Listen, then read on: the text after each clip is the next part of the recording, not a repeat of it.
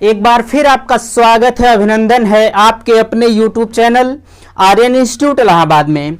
दोस्तों, जैसा कि हमने एक दिन एक पोस्ट लगाया हुआ था और आपसे पूछा था कि आपको सबसे ज़्यादा ज़रूरत किस सब्जेक्ट की है, तो आपने कहा था कि मुझे सबसे ज़्यादा ज़रूरत भैया मैथमेटिक्स की है। तो उसी की श्रृंखला में आज मैं पहला चैप्टर आपका स्टार्ट करने जा रहा हूं, जो कि आपको पता है कि पहला चैप्टर जो आपका है वह नंबर सिस्टम आपका है। और नंबर सिस्टम के तहत आपको सीखना है भैया कि संख्याओं का ज्ञान कैसे होता है, संख्या क्या होती है, कैसे होती है। और इसमें आपको दिया गया है कि place value and face value, अगर कहा जाए स्थानीय मान एवं जातीय मान। ठीक है, तो आज मैं उसी चैप्टर को फिनिश करने का प्रयास कर रहा हूं। आज यह मेरा पहला लेक्चर है। अभी मैंने स्थानीय मान और जातीय मान का जो चैप्टर है या इसके आगे की श्रृंखला जो है उसे मैंने छोड़ रखा है। और इसमें अभी आपके विभाज्यता का नियम, अगर कहा जाए तो डिविजिबिलिटी ऑफ रूल्स, उसको भी मैंने छोड़ा है। छोड़ने का कारण सिर्फ यही है कि एक वीडियो में सारी चीजों को कवर नहीं किया जा सकता है। तो उसके संदर्भ में चलिए मैंने यहाँ कुछ जो है वाक्य को लिख रखा है। लिखने के पीछे कारण यह है कि जो मैंने यहाँ लिखा है, यहाँ आपके हर एग्जाम को देखते हुए मैंने यहाँ लिखने का प्रयास किया है। देखिए, यहाँ दो चीजें नीचे नहीं आ पाई हैं, उसे मैं ओरल बताने का प्रयास करूंगा और आप भैया लिखने का प्रयास कीजिएगा। क्योंकि यह चीजें कहीं ना कहीं आप जब आगे भी पढ़ेंगे मैथमेटिक्स को तो आगे भी आपको परेशान करेंगी। और अभी से आपका अगर क्लियर हो जाएगा तो कहीं ना कहीं आपके लिए फायदा होगा। तो चलिए देखिए, सबसे ऊपर लिखा गया है कि डीएलएड फर्स्ट सेमेस्टर पार्ट 1 आपका है संख्या तथा संख्यात्मक का बोध। संख्या क्या होती है, संख्यात्मक क्या होता है, और आपका इसमें दिया गया है, हमने पूरा नहीं लिखा है। देखिए आगे कहा गया है कि संख्या तथा संख्यात्मक का बोध, अंकों का ज्ञान एवं स्थानीय मान। अच्छा, इसमें रोमन अंक दिए गए हैं। दोस्त, रोमन अंक को मैं नहीं बताऊंगा। न बताने के पीछे कारण यह है, मैंने प्रीवियस ईयर का एग्जाम उठा के देखा पेपर को, तो उसमें कहीं भी ऐसा कुछ नहीं पूछा गया था रोमन अंक के बारे में। और भी आप जानते होंगे 10 तक की संख्याओं को अगर आप जानते हैं तो उतना खैर आपके लिए सफिशिएंट है। चलिए देखिए, मेरा कुछ बहकाने का काम नहीं। अभी चाहता तो रोमन अंक पर भी एक वीडियो देता और आप देखते तो कहीं ना कहीं मेरा फायदा होता। दोस्त, यह काम मेरा नहीं है। मैं जो भी आपको दूंगा कहीं ना कहीं आपके लिए फायदेमंद साबित होगी। चलिए देखिए, यहां सबसे पहला लिखा गया है कि संख्या किसे कहते हैं। पहला क्वेश्चन आपके सामने दिया जा रहा है कि संख्या किसे कहते हैं। देखिए, संख्या की परिभाषा आप लिखते हुए चलेंगे। कितनी वस्तुएं हैं का बोध होता है उसे हम संख्या कहते हैं। जैसे अगर कहा जाए कि हमने कहा आपसे कितनी वस्तुएं का है का बोध जब होता है तो उसे संख्या कहा जाए। दोस्त, मेरे पास 3 मार्कर हैं और मैं आपसे कहूं कि यह कितने मार्कर हैं, तो आप कहेंगे 3 मार्कर हैं। तो यहां वही कहा जा रहा है कि यह 3 वस्तुएं भी हैं। तो मैंने सीधे सीधे कहा कि कितनी वस्तुएं हैं का बोध जहां पर भी होगा उसे हम संख्या कहते हैं। मैंने यहां लिखा है कि 25, 26, कहीं ना कहीं 25 वस्तुएं भी होंगी और 26 वस्तुएं भी होंगी। तो उसके संदर्भ में आपको मैंने एग्जाम्पल दे के समझाने का प्रयास किया है। कितनी वस्तुएं का बोध जहां होगा उसे हम संख्या कहेंगे। ठीक है, आगे बात आती है कि संख्यांक। संख्या के बाद संख्यांक आता है।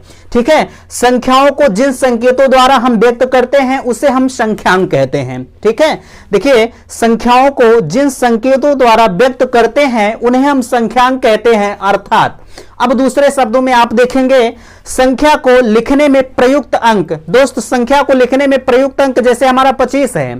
ठीक है, संख्या को लिखने में हमारा 25 भी संख्या है। तो वही आपसे कहा जा रहा है कि संख्या को जिन संकेतों द्वारा व्यक्त करते हैं उन्हें हम संख्यांक कहते हैं, या संख्या को लिखने में प्रयुक्त अंक उसे हम संख्यांक कहेंगे। आप चाहे इधर से समझिए चाहे उधर से समझिए, दोनों की बात एक ही है। संख्या को लिखने में बात अगर आ जाती है कभी लिखने की, तो चाहे आप इसे लिख देंगे संख्या को लिखने में प्रयुक्त अंक, उसको हम संख्यांक कहते हैं, या संख्याओं को जिन संकेतों द्वारा व्यक्त करते हैं उन्हें हम संख्यांक कहते हैं। आप एग्जाम्पल के तौर पर 2, 4, 6, 8, 10 जो भी आपके मन में आए आप उसे जैसे के रूप में लिख सकते हैं, कोई दिक्कत नहीं होगी। चलिए अब बात आती है कि प्राकृतिक संख्या किसे कहते हैं। ठीक है, प्राकृतिक संख्या हम किसे कहते हैं, जरा सा आप इसे बताएंगे। यह सब अगर देखा जाए तो आपके परीक्षा की दृष्टि से बहुत इंपॉर्टेंट है। प्राकृतिक संख्या मींस नेचुरल नंबर हम किसे कहते हैं, गिनती की संख्या को हम प्राकृतिक संख्या कहते हैं। लेकिन आपको इसमें जीरो नहीं लेना है। अब आपके मन में आ रहा होगा कि जीरो क्यों नहीं लेना है, तो दोस्त आप मेरे साथ बने रहिए, अभी मैं उस चीज को भी क्लियर करूंगा कि जीरो को क्यों नहीं लेना है, और अगर जीरो को हम लेंगे भी तो कहां लेंगे।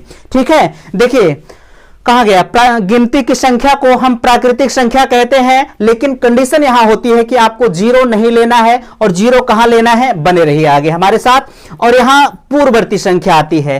पूर्ववर्ती संख्या हम किसे कहते हैं, पूर्ववर्ती संख्या हम किसे कहते हैं। देखिए अगर यहां हम कहें आपसे कि पहले की संख्या मीन्स अगर कहा जाए जो जैसे आप 25 है कोई संख्या, अगर हम आपसे कहें कि 25 के पहले कौन सी संख्या होगी, तो आप कहेंगे 25 के पहले 24 संख्या आती है। ठीक, तो पहले की संख्या अर्थात किसी संख्या में से एक को घटा देने पर, देखेंगे यहां लिखा भी गया है, किसी संख्या में से एक को घटा देने पर जो संख्या प्राप्त होती है वही हमारी पूर्ववर्ती संख्या होती है। जैसे कि अगर हम बात करें, जैसे हमने 25 कहा, और अगर 25 की पूर्ववर्ती संख्या देखी जाए तो आप इसमें से एक घटाएंगे, यहां 24 होगा, यही 24 25 की पूर्ववर्ती संख्या होगी। ठीक है, अब बात आती है कि अनुवर्ती संख्या। अब भैया पूर्ववर्ती संख्या मींस पहले की संख्या और अनुवर्ती संख्या मींस बाद की संख्या। अगर 25 की हम अनुवर्ती संख्या पूछे तो 25 में आप एक जोड़ देंगे, वही आपकी जो 26 संख्या प्राप्त होगी वही 25 की अनुवर्ती संख्या होगी। यहां हमने डॉट डॉट करके लिखा है, मींस देखा जाए तो ऊपर वाला नीचे हमने भी लिखा है, लेकिन यहां एक को जोड़ दिया जाए। जैसे अगर कहा जाए 25 की अनुवर्ती संख्या में एक आप जोड़ देंगे, यहां आपका 26 होगा, यही इसकी अनुवर्ती संख्या होगी। ठीक है, आगे बात आती है कि परिमेय संख्या। परिमेय संख्या को हम इंग्लिश में कहते हैं रेशनल नंबर। और अगर पूछा जाए कि रेशनल नंबर हमारा क्या होता है, तो आप बताएंगे वे सभी संख्याएं जिन्हें हम p बाई क्यू के रूप में व्यक्त कर सकें या लिख सकें, वही हमारी परिमेय संख्या होती है। लेकिन यहां एक कंडीशन आती है। कंडीशन क्या आती है, आप उस कंडीशन के बारे में देखेंगे। लेकिन भैया Q is not proportional to zero, यह जो आपका Q है वह कभी जीरो नहीं होना चाहिए। कैसे, देखिए मैंने कहा आपसे P बाई क्यू के रूप में आपको लिखना है, लेकिन Q is not proportional to zero, यह Q जो आपका दिया गया है यह जीरो नहीं होना चाहिए। जैसे अगर कहा जाए, हमने कहा आपसे P बटा Q, ठीक, तो P बटा Q का मीन्स होता है 2/5। जैसे आप इस कहीं भी कोई संख्या लिख सकते हैं, लेकिन यह जो हमने 5 लिखा है, इस 5 के स्थान पर अगर हम कहें भैया 0 लिख दीजिए, तो यही यहां कहा जा रहा है कि Q is not proportional to zero. यहां जो 0 है, यहां 0 नहीं होना चाहिए, कोई संख्या होनी चाहिए। अगर यहां 0 हो जाता है तो यह जो आएगा यह इरेशनल नंबर मींस अपरिमेय संख्या के तहत आएगा। ठीक है, जिन्हें हम P बाई क्यू के रूप में व्यक्त कर सके उन्हें हम परिमेय संख्या कहते हैं। लेकिन Q is not proportional to zero, Q आपका जीरो नहीं होना चाहिए। सबसे बड़ा सवाल यहां आता है कि एक होता है पाई। ठीक है, पाई के बारे में आप पहले से परिचित होंगे। पाई का मान जो होता है वह 22/7 होता है, और 22/7 यही आपके परीक्षाओं में पूछा जाता है कि पाई है। ठीक है, पाई है, अगर पाई के बगल 22/7 दिया जा रहा है, यह प्रश्न पूछने के प्रकृति पर निर्भर करता है कि कैसे पूछता है। इसके बाद मैं आपको क्वेश्चन भी कराऊंगा, कैसे कैसे क्वेश्चन इस चैप्टर से आते हैं, सारी चीजें मैं आपको क्लियर कराते हुए ले चलूंगा। लेकिन पहले आप इंट्रोडक्शन के तौर पर इसे देखें। देखिए यहां हमने 5 लिखा है, -2 लिखा है, 0 लिखा है, 22/7 और √16। अभी यहां कहेंगे कि यहां भी आपने अंडर रूट लिखा है और यहां भी अंडर रूट लिखा है, इसका क्या मतलब है, क्या दोनों में अंडर रूट होता है? तो नहीं होता है। पहले उसके बाद नीचे आइए। अभी दोनों इस अंडर रूट को और इस अंडर रूट को मैं क्लियर आपके सामने करता हूं। देखिए यहां देखिए अपरिमेय संख्या लिखी गई है जिन्हें हम P बाई क्यू के रूप में न लिख सकें। यहां P बाई क्यू के रूप में लिखना था, यहां P बाई क्यू के रूप में नहीं लिखना है। कैसे लिखना है? जैसे P बाई क्यू के रूप परिभाषा आप लिखेंगे कि जिन्हें हम किसी संख्या को हम P बाई क्यू के रूप में न लिख सकें उसे हम अपरिमेय संख्या कहते हैं। जैसे आपका एक x हुआ और एक पाई हुआ, एक अंडर रूट 2 हुआ, बहुत सारी डिजिट आती हैं जिसको हम P बाई क्यू के रूप में नहीं लिख सकते हैं। सिर्फ आपको समझाया जा सकता है। संख्याएं तो इतनी हैं कि क्या बताएं आपसे, ठीक है। जैसे यहां अंडर रूट 2 आया और यहां अंडर रूट 16 आया। दोस्त अंडर रूट 16 जो है अगर इसका हम वर्गमूल निकालेंगे तो कहीं ना कहीं इस वर्गमूल, जैसे ये इसका अंडर रूट का मतलब क्या होगा, अंडर रूट का मतलब वर्गमूल होता है।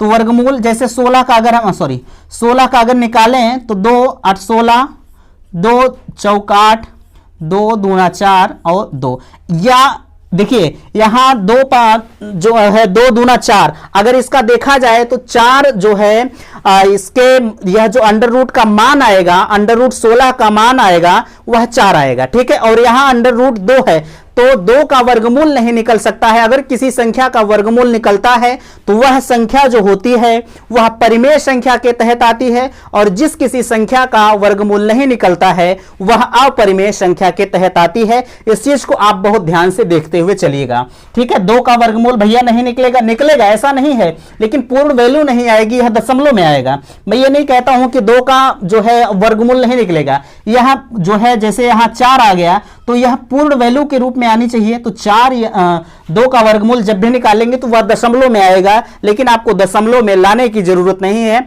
अगर आप दशमलव में लाते हैं तो कहीं ना कहीं गलतियां करते हैं, ठीक है। चलिए अब इसके नीचे बात आती है कि सम संख्या। इस चीज के बारे में आप बने रहिएगा, आगे जब प्रश्न कराए जाएंगे तो सारी चीजें वहां पर आपकी स्पष्ट हो जाएंगी। देखिए वहां अब नीचे बात आती है कि देखिए नीचे लिखा गया है कि कहां गया, सम संख्या। सम संख्या मींस इवन नंबर हम किसे कहते हैं, जो संख्याएं 2 से पूर्णतः विभाजित हो जाए, या एकदम बेसिक है, ठीक है। ऐसी संख्याएं जो 2 से पूर्णतः विभाजित हो जाएं उसे हम सम संख्या कहते हैं। 4 2 से विभाजित है, 6 भी है, 8 224। अच्छा, आपके दिमाग में आ रहा होगा कि हम कैसे इसे चेक करेंगे। दोस्त इस चीज के बारे में जब आप डिविजिबिलिटी ऑफ रूल्स, विभाज्यता का नियम पढ़ेंगे तो सारी चीजें वहां क्लियर होंगी। कैसे बड़ी बड़ी संख्याओं को हम काटते हैं, नहीं तो अगर आप भाग करने लगेंगे, जैसे 288 कुछ लोग नहीं काट पाएंगे तो वह क्या करेंगे कि 224 भागे 2, ठीक है, इस तरह से करेंगे। अगर आप ऐसा करते हैं तो कहीं ना कहीं अपने समय का आप नुकसान पहुंचा रहे हैं, ठीक है। क्यों? क्योंकि परीक्षा में आपका उद्देश्य होता है कि भैया समय बचाना, ठीक है।